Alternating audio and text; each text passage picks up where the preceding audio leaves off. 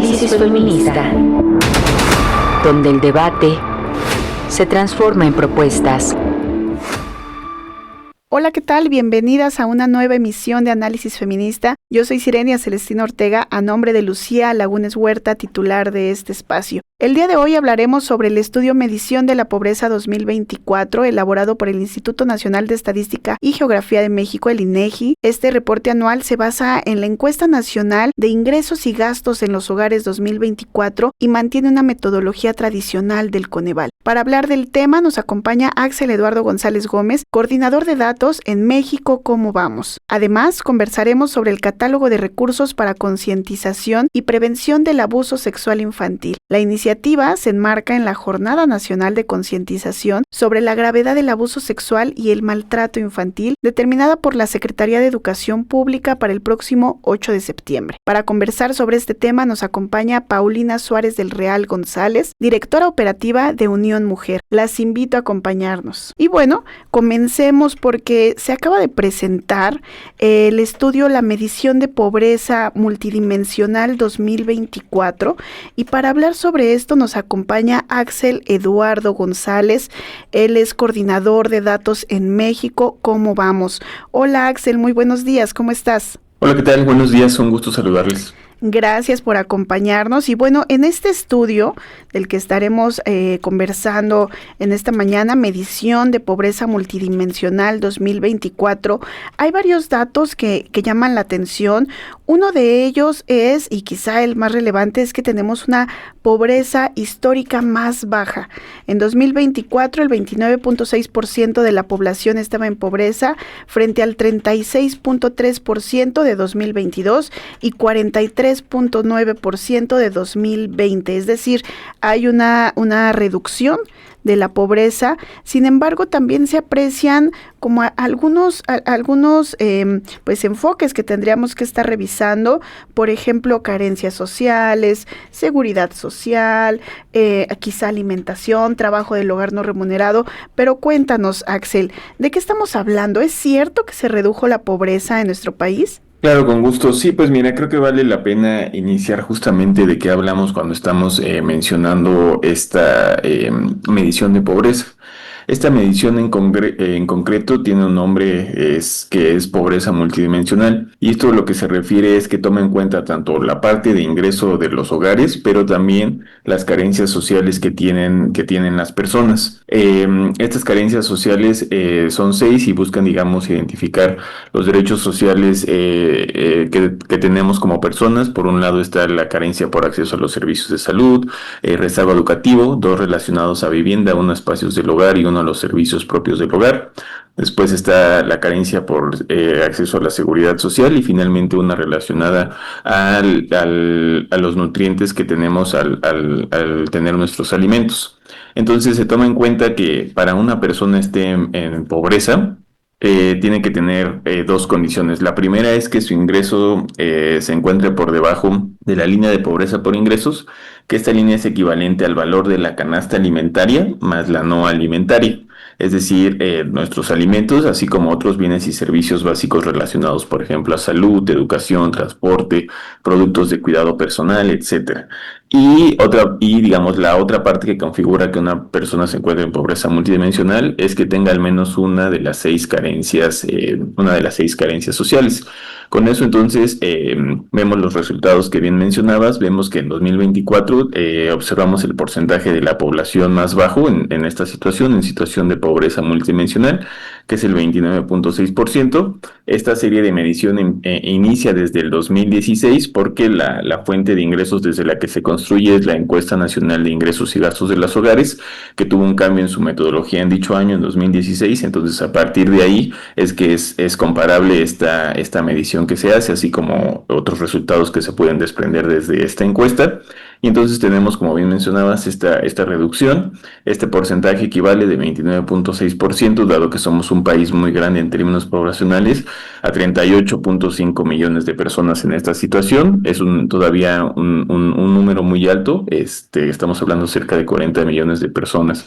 que están en esta situación. Y digamos lo que observamos en otros rubros es, por ejemplo, que por esta doble configuración que se hace en la medición, mientras tenemos esta reducción en la medición general, también vemos, por ejemplo, un incremento en el tiempo, en el porcentaje de la población vulnerable por carencias sociales. Esto es aquellas personas que sí tienen un ingreso suficiente, un ingreso superior a la línea de pobreza con ingresos, pero están teniendo alguna de las 6 carencias sociales que platicábamos, y esto está principalmente conducido porque vemos un incremento muy concreto, muy importante en una de las 6 carencias, que es la carencia por acceso a los servicios de salud.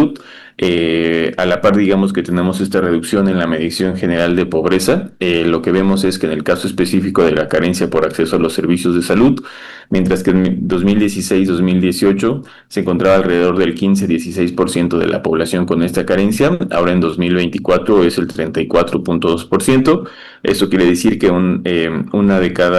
poco más de un tercio, una de cada 3 personas en nuestro país tiene justamente esta carencia de acceso a los servicios de salud, y eso es lo que está llevando a tener este resultado de que se incremente el porcentaje de la población con al menos una carencia social. Entonces, en términos generales, me parece que ese es como lo que nos dice esta medición sobre pobreza multidimensional en nuestro país. Axel, es necesario también revisar estos datos a la luz de las desigualdades de género. No es lo mismo la pobreza que viven los hombres a la pobreza que viven las mujeres, tiene también como ciertas características, ¿no? Entonces, en esta brecha de género hay 2 datos que a mí me llamaron mucho la atención del estudio, que es que el 30.1% de las mujeres viven en pobreza frente al 28.9% de los hombres. En pobreza extrema, 5.5% de mujeres y apenas 5.2% de hombres. No es tanta la diferencia, pero hay un margen ahí importante. Y la otra parte tiene que ver también con el trabajo de cuidado no remunerado. Venimos de una conferencia regional en el que el tema central fue la sociedad del cuidado, y lo que tenemos es que las mujeres dedican más tiempo al trabajo de cuidados, es decir, cuando se dedica 4 horas o más a este trabajo no remunerado al día, la brecha de pobreza también se amplía, 36.2% de las mujeres frente al 25.3% de los hombres. Esto implica que 2.4 millones de mujeres tienen una alta carga de cuidados y viven en pobreza frente al 3% millones de hombres en esta misma situación. Entonces, ¿cómo podemos entender la pobreza también en haciendo este análisis de género? ¿Qué está pasando con las mujeres, con las jóvenes en nuestro país, Axel? Sí, pues justo también es otro de los puntos importantes a destacar en esta nueva medición, es que a pesar que hay avances en términos generales, hay persistencia, digamos, de las desigualdades estructurales, por ejemplo, la parte de las desigualdades regionales y, como bien mencionabas, la parte de las desigualdades de género, es decir, que las mujeres a lo largo del tiempo de la medición se encuentran en mayor proporción en pobreza, tanto pobreza general como la parte específica de pobreza extrema, que el caso de los hombres. En esta última medición, nosotros lo que quisimos hacer es justamente entender un poco más cómo se amplía esa brecha cuando entendemos, digamos, las cargas específicas que tienen en términos de trabajo no remunerado tanto hombres como mujeres. Como bien mencionabas, el caso específico de las mujeres, observamos una asignación desigual, histórica, estructural de este tipo de labores no remuneradas, y eso tiene justamente consecuencias en el nivel de ingresos que tienen las mujeres. Nosotros, a la par de esta medición, nosotros hacemos un seguimiento puntual a otra encuesta, que es la Encuesta Nacional de Ocupación y Empleo, donde puedes entender el ingreso laboral de las personas, pero también justamente el tiempo que dedican a trabajo no remunerado. Y desde esa encuesta lo que encontramos es que, por ejemplo, mientras que los hombres dedican a la semana alrededor de 17, 18 horas a labores no remuneradas, dependiendo ahí el periodo en el que nos fijemos, para el caso de las mujeres prácticamente son 40 horas, que es justamente una jornada laboral completa. Entonces, destinar una jornada laboral completa a este tipo de labores trabajadores, pues ya, digamos, merma casi en su totalidad la posibilidad de que las mujeres puedan incorporarse al mercado laboral, que es justamente uno de los problemas estructurales que nosotros siempre pautamos al momento de realizar este tipo de estudios. Uno es la alta y prevalente informalidad laboral, que es más severa justamente para las mujeres, y también que otro de los problemas más importantes es justamente la baja participación laboral de las mujeres. Mientras 7 de cada 10 hombres participan en el mercado laboral, para el caso de las mujeres son 4 de cada 10. Es una participación laboral muy baja cuando comparas nuestra economía, nuestra sociedad con economías similares o incluso con economías también de la región. En el continente americano somos uno de los países con la participación laboral femenina más baja. Y eso justamente pues tiene como resultado esto que observamos en la parte específica de pobreza, donde digamos la brecha que digamos que explica justamente este mayor porcentaje de mujeres respecto a hombres es justamente la parte específica de un menor nivel de ingresos, que está asociado precisamente a esta menor posibilidad que tienen las mujeres de participar en el mercado laboral, precisamente por la sobrerepresentación que tienen en el trabajo no remunerado, que es el trabajo del hogar y de cuidados. Y justamente esto último que platicabas revela muchos del tema, justamente que cuando lo vemos en términos poblacionales, tenemos 2.4 millones de mujeres que realizan labores de cuidado, digamos, más de 4 horas al día, prácticamente que dedican la totalidad de su día a este tipo de labores, en 2.4 millones de mujeres en esta situación, mientras que para el caso de los hombres solo son 300,000 hombres en esta situación. Esto lo que nos dice es que es un tipo de trabajo que está siendo realizado casi exclusivamente por las mujeres, y eso tiene como consecuencia pues los resultados que estamos viendo. Hay dos componentes ahí muy importantes que tiene que ver con la permanencia de estereotipos de género y que asignan históricamente este trabajo de cuidados a las mujeres, que es necesario hablar de redistribución, de reconocimiento, de condiciones incluso para el acceso a la seguridad social.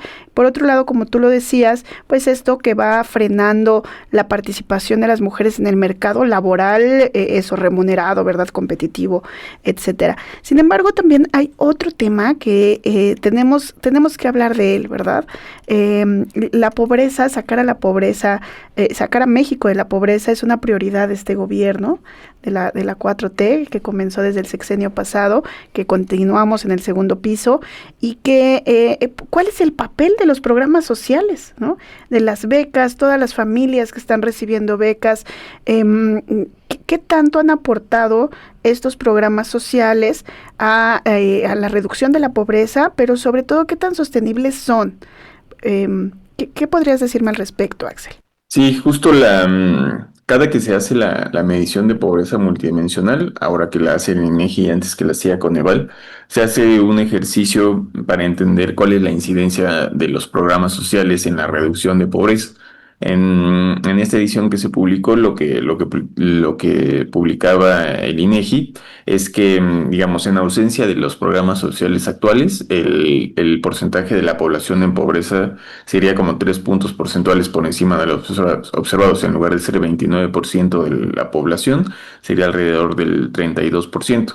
Y estos ejercicios siempre se han realizado y es lo mismo que, digamos, es una magnitud similar a lo que se observaba en 2022, 2020, 2016, 18. Es decir, los programas sociales siempre han tenido una incidencia digamos, en el porcentaje de la población que observamos que está en situación de pobreza, porque pues son transferencias justamente monetarias que buscan justamente complementar el ingreso de los hogares.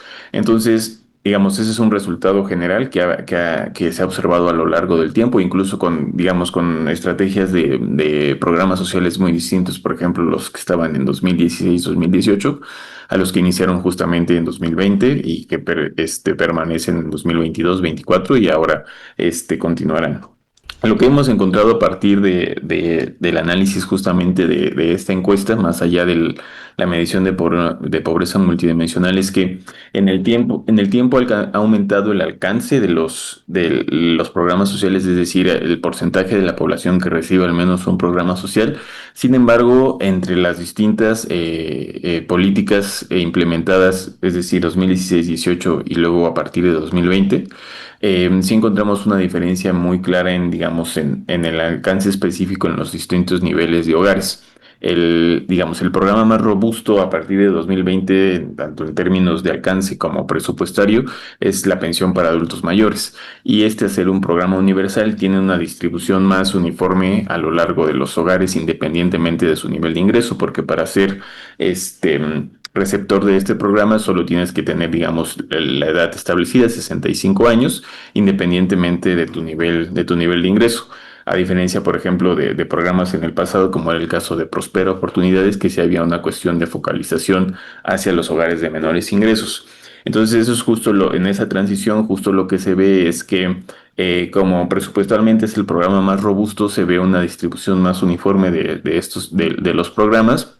Y los programas que tienen un sentido más focalizado, como por ejemplo las becas Benito Juárez, en términos presupuestales de alcance, están teniendo, digamos, menor alcance, por ejemplo, a lo que tenían programas en el pasado, como el caso de Prospera Oportunidades. Es decir, con esta nueva estructura de programas sociales, el alcance es menor, en específico en los hogares de menores ingresos, que lo que se observaba, por ejemplo, con las políticas o programas que se tenían en 2016-2018. Y me parece que ahí justo es uno de los puntos específicos en términos de evaluación de políticas, donde se puede hacer, digamos, ajustes precisamente para recuperar el alcance que se tenía en este tipo de hogares. Entonces, esta universalidad de programas sociales, de las becas, de todos estos apoyos que no se centran en los hogares con menos recursos, podríamos decir que habría que hacer ahí algún ajuste, ¿cierto? Para lograr que impacten más en la reducción de la pobreza. Por acá saludar a quienes están siguiendo en línea esta transmisión, a Tiacar, a Martín Mendieta, a Cheli Loa, a Liz BC, a todas las personas que la están siguiendo.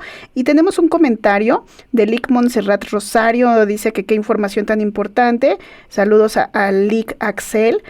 ¿Dónde podré encontrar esta estadística o la información sobre estas 6 carencias?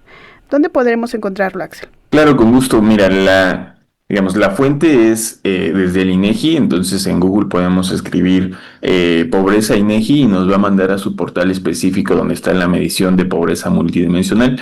Ahí es el origen de todo esto que estamos platicando, pero también desde México, como vamos, nosotros siempre tratamos de hacer, digamos, un procesamiento y presentación de la información un poco, digamos, más amigable para todas las personas, porque a veces justo en los organismos de estadística, etcétera, pues la información está mucho más concentrada, específica, y entonces lo que nosotros buscamos es tratar de comunicar de forma mucho más amplia. Entonces, en nuestra página en México, ¿cómo vamos? Tenemos un micrositio dedicado y una serie de publicaciones específicas relacionadas al tema. Entonces, ahí también podrán encontrar de forma complementaria a las propias estadísticas publicadas por el INEGI, una publicación que es justo desde donde es, digamos, la base de lo que hemos platicado hoy, y donde hacemos justamente desagregaciones a nivel estatal, esto que platicamos de las desigualdades entre hombres y mujeres, y otros rubros que también consideramos importantes de puntualizar. Pues estamos conversando con Axel Eduardo González Gómez, coordinador de datos en México, ¿cómo vamos? Y estamos hablando sobre la medición de pobreza multidimensional 2024, porque arroja varios datos muy importantes, y me gustaría, Axel, que en este segundo bloque podamos profundizar en poblaciones específicas, porque, por ejemplo, no es lo mismo, ¿verdad?, la pobreza que se vive en ciertas ciudades como la que se vive en las zonas rurales, quizá, ¿no? Tengo acá un dato que publicó La Jornada recientemente y nos dice, están en pobreza 2 de cada 3 hablantes de lenguas indígenas. Entonces ahí hay todo un análisis que hacer. En México, 2.9 millones de mujeres pertenecientes a una comunidad indígena estuvieron en 2024 en condiciones de pobreza multidimensional, medida que considera la observación de diversos factores presentes en los hogares, desde el nivel de vida básico hasta el acceso a la escolaridad, agua limpia, atención a la salud, entre muchos otros. 67.4% de estas mujeres viven en pobreza, en contraste con 65.2% en esta condición. Entonces vemos ya dos capas, ¿cierto? De no solo la pobreza en general, sino hablar de la pobreza en las mujeres, que ya vimos que se agudiza, pero ahora con esta capa de vulnerabilidad que es de pertenecer a un grupo indígena, a una población indígena. ¿Qué atraviesan además estas personas, estas mujeres indígenas, Axel? Sí, pues justo el grupo de la población donde vemos, digamos, el resultado más crítico en términos poblacionales es las mujeres de habla indígena que están en situación de tanto pobreza como por el caso específico de pobreza extrema. Por ejemplo, si hacemos rápido una comparación, digamos, entre las condiciones justamente que bien mencionabas que atraviesan a un grupo de la población y otro, por ejemplo, si comparamos a un hombre no hablante de lengua indígena en el ámbito urbano, por ejemplo, el solo 2.3% se encuentra en situación de pobreza extrema. Y digamos, si vamos contrastando con condiciones sociodemográficas, si ahora la persona que ponemos en cuestión es una mujer hablante de lengua indígena en el ámbito rural, que como también mencionabas, el porcentaje es justamente del 37%, es decir, prácticamente 4 de cada 10 mujeres con estas características se encuentran en situación de pobreza extrema. Aquí me gustaría añadir que hace rato no lo hicimos en la introducción. Pobreza extrema, digamos, es el caso más crítico en este tipo de medición, porque lo que nos dice es que las personas no tienen los ingresos para adquirir los alimentos, es decir, ya no consideramos la parte no alimentaria, solo la parte específica de alimentos, es decir, que las personas no tienen los ingresos suficientes para alimentarse y además reúnen 3 de las 6 carencias sociales que platicamos. Entonces, por eso es que están en una situación de precariedad absoluta, y justamente cuando vas analizando a profundidad ciertas características de la población, se encuentran estas brechas tan importantes.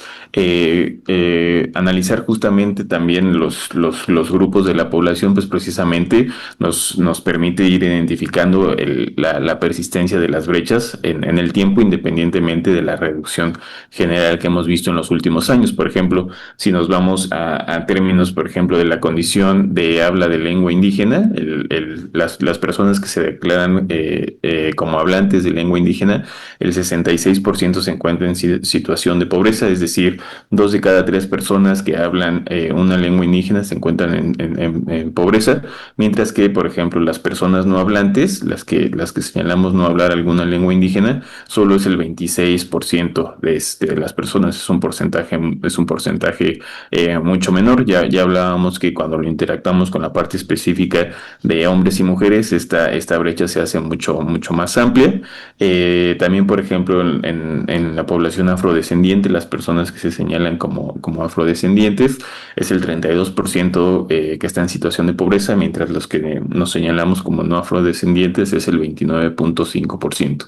Y me parece que uno, cuando vamos apuntando justamente a esta parte específica, el otro rubro que me faltaba comentar de las condiciones que fuimos platicando, la parte específica entre distinguir entre lo rural y urbano. En los contextos urbanos, el 25% de las personas se encuentran en situación de pobreza, es decir, una de cada 4 personas, mientras que en el ámbito rural es el 45.8%. Prácticamente la mitad, una de cada 2 personas, se encuentra en situación de pobreza en el ámbito rural. Entonces, justamente cuando se van conjuntando entre sí esas condiciones, en el ejemplo que poníamos de ser mujer, habitar en el ámbito rural y y ser hablante de lengua indígena, por eso es que vemos ese porcentaje tan amplio de mujeres con esa serie de condiciones que se encuentran justamente en situación de pobreza y sobre todo la parte más crítica, la parte de pobreza extrema. Axel, también cuando hablamos de pobreza tenemos que hablar de distribución de la riqueza, ¿cierto?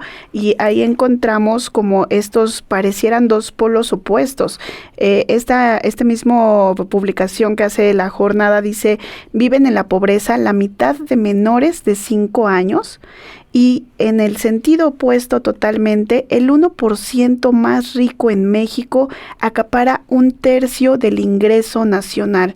Es decir, nos está hablando no solamente de estas capas que nos van colocando en mayor vulnerabilidad, en mayor, falta de ingreso, carencia de servicios, de acceso a servicios de salud, a educación y todo ello, sino además de cómo la distribución, pues es eso, ¿no? Alarmante, tendría que alarmarnos. Dice además por acá, el 1% de la población más rica acapara el 35% de los ingresos totales del país, mientras que el 10% con mayores carencias percibe apenas el 2%, mientras los hogares que se encuentran en el 10% con menores recursos tuvo un ingreso por miembro de la familia de 2,168 pesos, el 1% más rico capta hasta 958,777 pesos.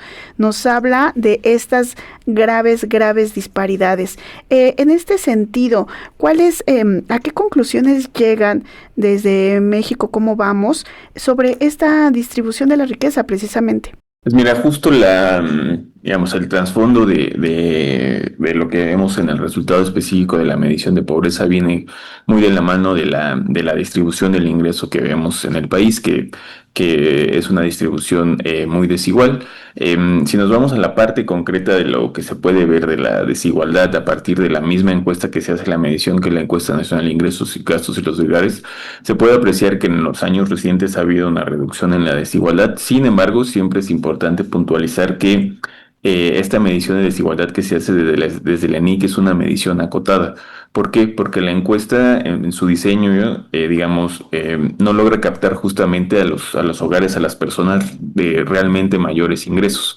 Es decir, aquellas personas que tienen, grandes ingresos relacionados a rendimientos financieros, a los ingresos de capital financiero.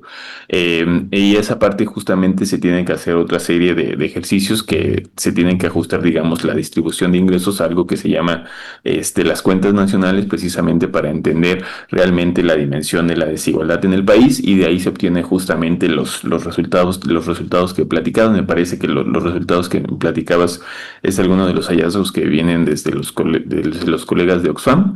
Si me equivoco, hay que nos corrijan, y justamente ellos hacen ese ejercicio para entender realmente la dimensión de la desigualdad en el país. Y sí, sin duda son temas que están estrechamente relacionados, y para continuar en esta tendencia de reducción de la pobreza, tiene que venir sin lugar a dudas acompañados de una mejor redistribución de los ingresos en el país, es decir, que los hogares y las personas de menores ingresos tengan una mayor participación en el ingreso total de nuestra economía. Si no se hace, esto, pues siempre van a permanecer las brechas estructurales que hemos platicado hoy, es decir, puede venir una reducción, pero esa reducción no necesariamente no vendrá acompañada de una reducción en las brechas que hemos hablado aquí, que son persistentes en el tiempo. Así es, y precisamente en esto que colocas, si bien se reduce la pobreza, pero tenemos brechas estructurales, y son brechas estructurales históricas, muchas de ellas estereotipadas, con marca de género también, como lo hemos señalado.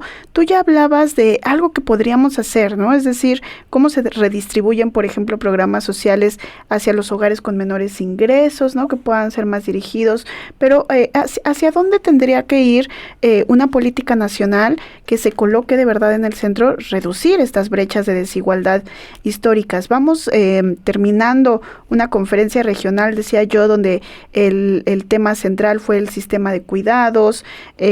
Todavía no sabemos cómo se va a implementar eso, ¿no? Cómo se van a sentar las bases para avanzar en el Sistema Nacional de Cuidados, pero ¿hacia dónde tendríamos que dirigir la política pública en este sentido, Axel? Pues mira, justo o sea, los 6 derechos que se identifican en la medición tienen, digamos, la misma importancia, me parece, pero justo que creo que en términos de incidencia de política pública está por un lado lo que mencionabas de incrementar en términos presupuestarios la disposición de recursos justamente a los programas que tienen un sentido más de focalización, porque ahorita presupuestalmente el programa más robusto es universal y entonces es necesario complementarlo justamente con estos programas más focalizados. Después está la parte específica donde vemos un deterioro muy importante a lo largo del tiempo, que es el acceso a los servicios de salud. La salud no puede estar condicionada al nivel de ingreso de los hogares, tiene que ser proveída desde servicios públicos de calidad, y me parece que ahí es una de las deudas más, digamos, más pendientes que tenemos y que además en años recientes se ha intensificado.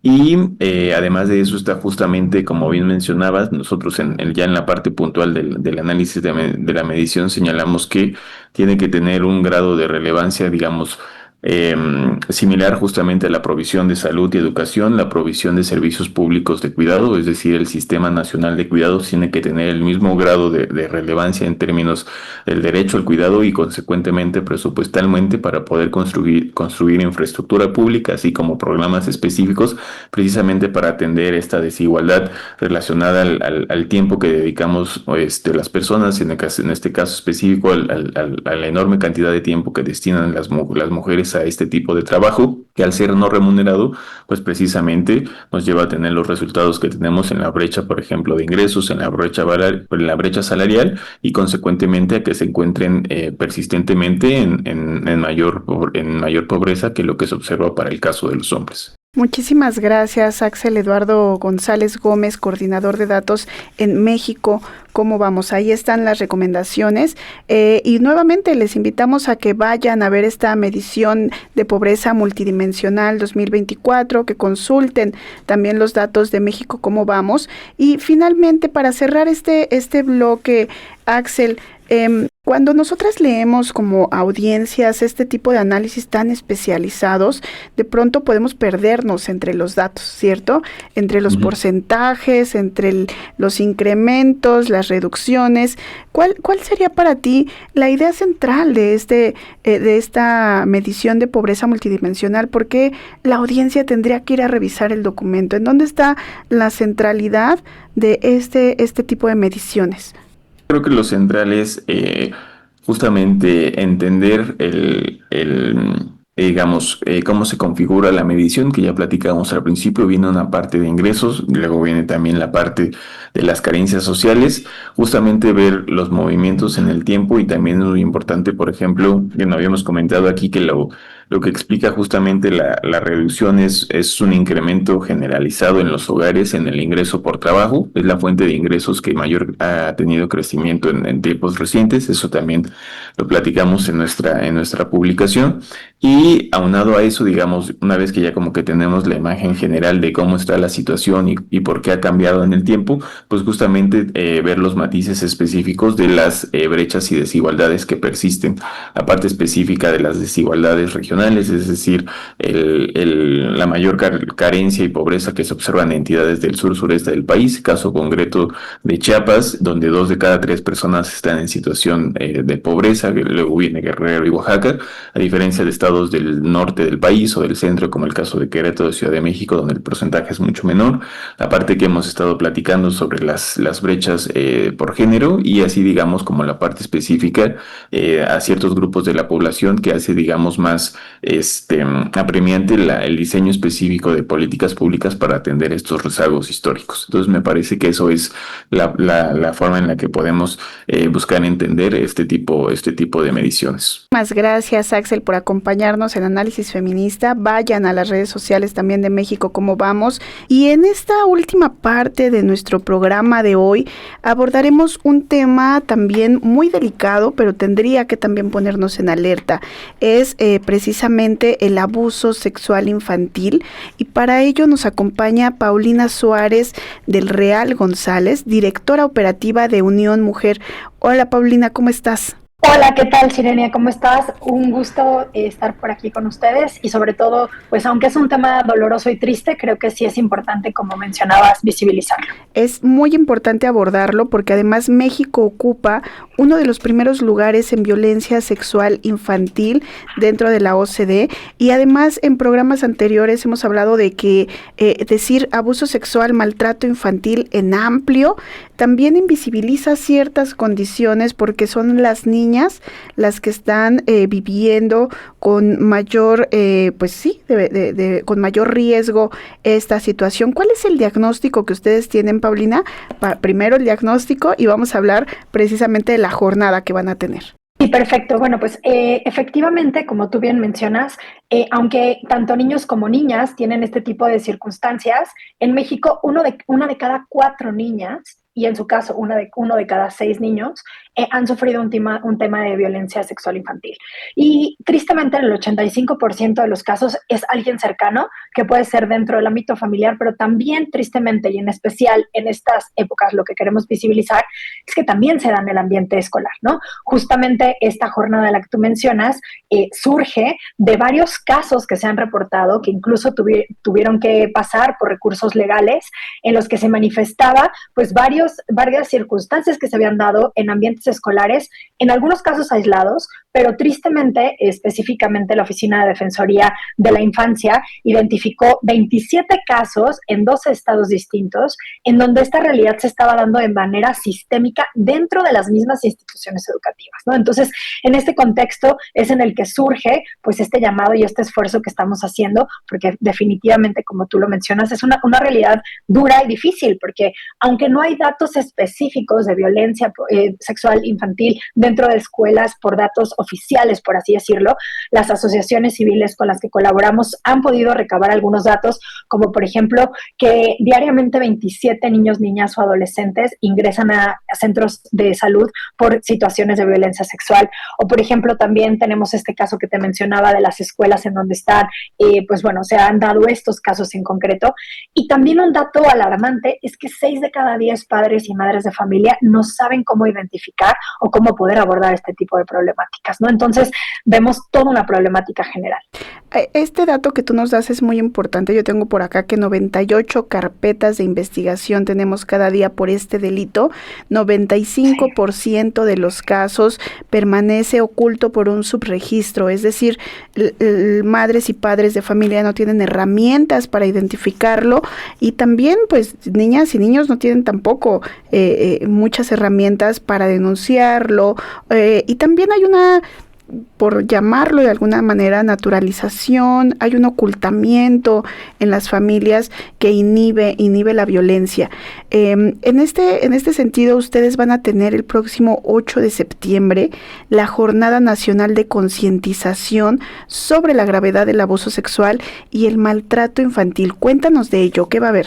Sí, claro que sí. De hecho, a ver, esta jornada no es necesariamente nuestra, más bien es una jornada que la Secretaría de Educación Pública tuvo que poner dentro del calendario escolar para el próximo 8 de septiembre debido a muchos de estos recursos legales que yo te mencionaba, ¿no? Después de amparos, después de la visibilización tan grande del problema que vivimos en México y que, insisto, estamos hablando ahorita del contexto escolar, pero sabemos que también México, pues tristemente es un paraíso de turismo para estos temas, que tiene una producción de, imágenes de abuso sexual infantil muy grande. De hecho, somos de los principales productores. Y ante esta visibilización o ante esta problemática tan grande, la Secretaría de Educación pues se vio obligada a poder empezar a generar algunas acciones dentro de las que entra esta jornada. Entonces, esta jornada como tal está en el calendario escolar. Todas las escuelas y todos los centros educativos de educación básica en el país tendrían que estar actuando al respecto.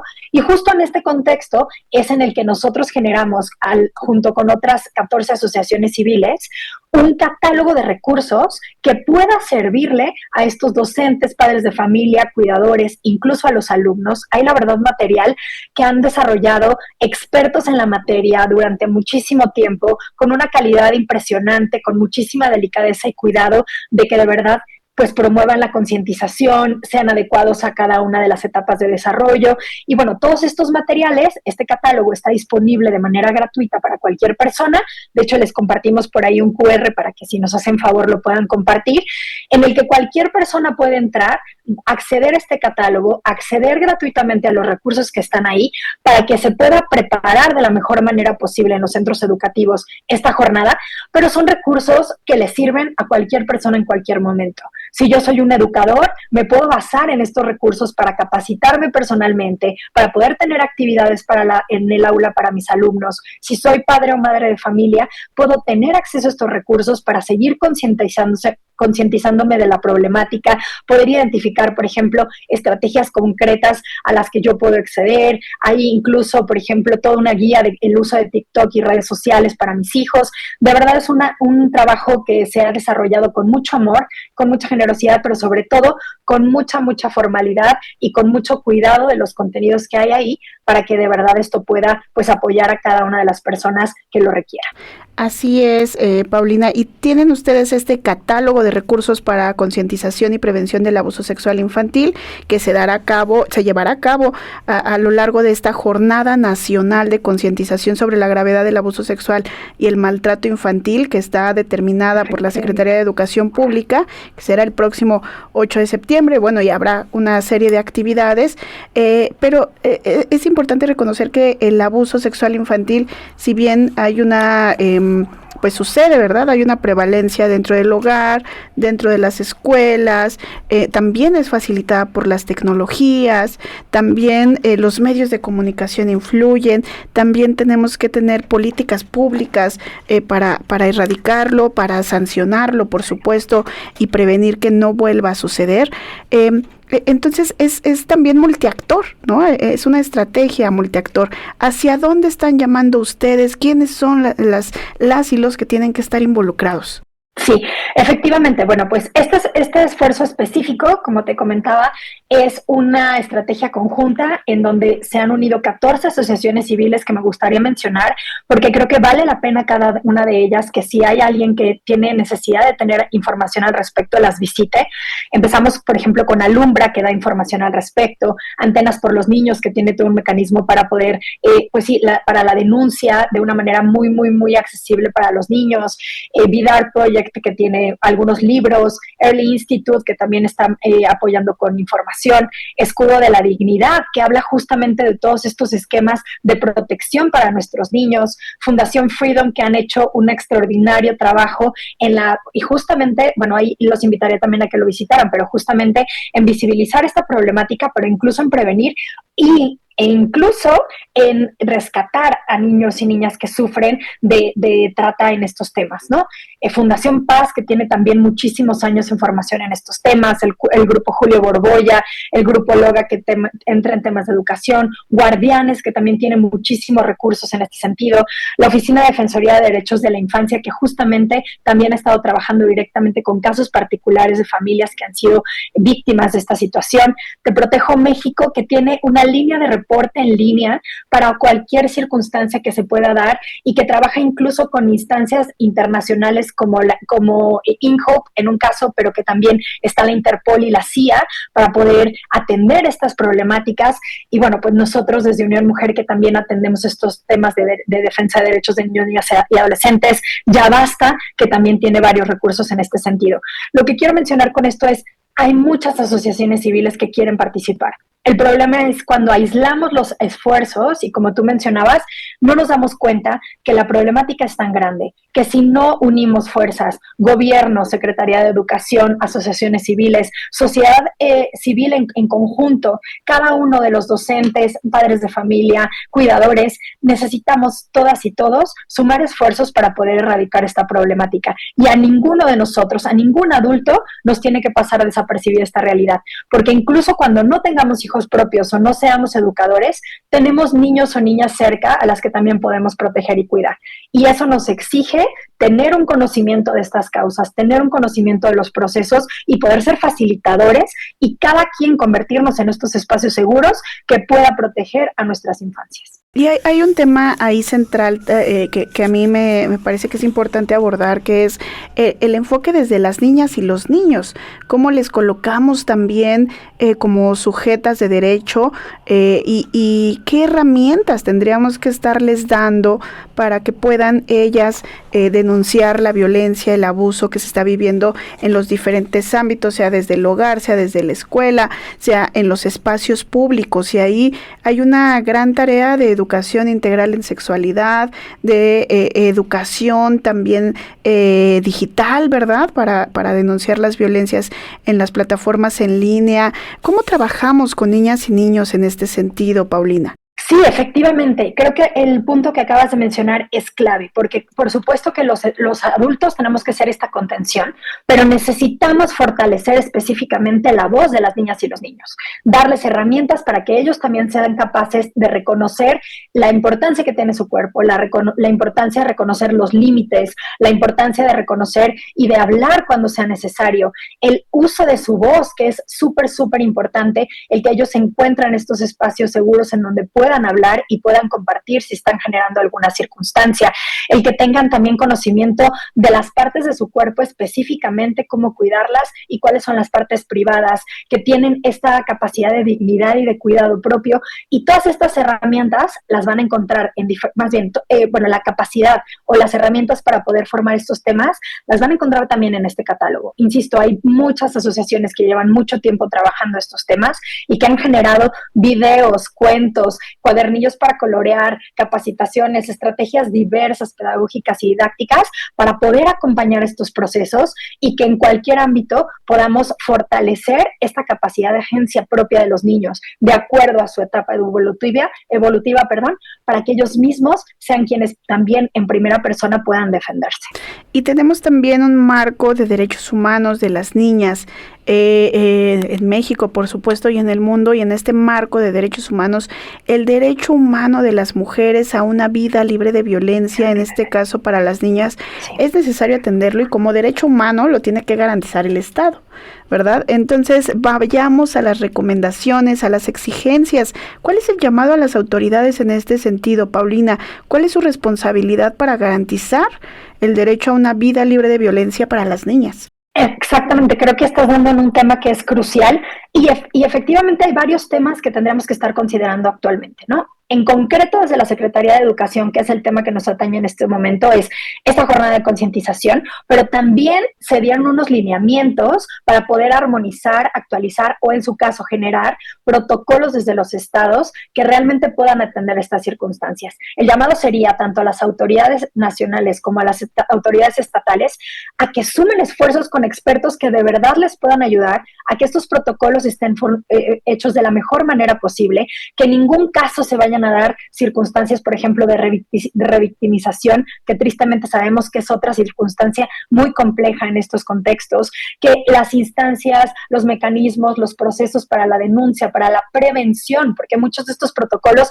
solo llegan a la actuación, pero no abordan la prevención o incluso mezclan algunos otros tipos de violencias. Creemos que es muy, muy, muy importante que se hable específicamente de violencia sexual infantil, que estos protocolos y todos estos mecanismos estén realmente dirigidos a estas circunstancias. Por otro lado, pues que se sigan generando, insisto, todas las estrategias para todo el proceso. Concientización, prevención, atención y en su caso denuncia o proceso legal de cada una de estas circunstancias para que no vaya a quedar ningún espacio libre y que podamos realmente proteger a nuestros niños y niñas. Paulina, y también hay un tema muy importante que es en esta gravedad del abuso sexual y el maltrato infantil, hemos dicho ya aquí en Análisis Feminista los altos índices de matrimonios forzados de niñas, de embarazos no deseados y embarazos forzados también de niñas que tenemos en México, y que esto nos obliga a hablar también del acceso al aborto, a la interrupción legal del embarazo para las niñas, ¿no? De acuerdo con la NOM 046, si es resultado de una violencia sexual, pues tienen que tener acceso a ello, a la interrupción legal del embarazo. Y en ese sentido, ello, pues también hay responsabilidades, ¿verdad? Como la denuncia del abuso sexual y del maltrato infantil que coloca a las niñas en matrimonios forzados, en embarazos forzados. Finalmente, en este tema en específico, se va a abordar desde esta Jornada Nacional de Concientización, ¿cómo lo van a abordar? Y recuérdanos dónde podemos seguir esta jornada nacional. Muchas gracias. Bueno, nosotros creemos que la prevención tiene que venir desde una manera muchísimo más integral, que aborde realmente todos los procesos y que se pueda prevenir las causas, no nada más las consecuencias. Tristemente creemos que efectivamente, por ejemplo, en el caso de lo que mencionas de los matrimonios forzados, pues hay toda una estrategia que se ha quedado con huecos incluso en la ley, en donde todas estas cuestiones de usos y costumbres no están permitiendo pues que de verdad se actúe para prevenir este tipo de circunstancias, porque aunque hay algunas cuestiones legales que ya protegen a los derechos de las niñas, hay algunos huecos que es importante revisar.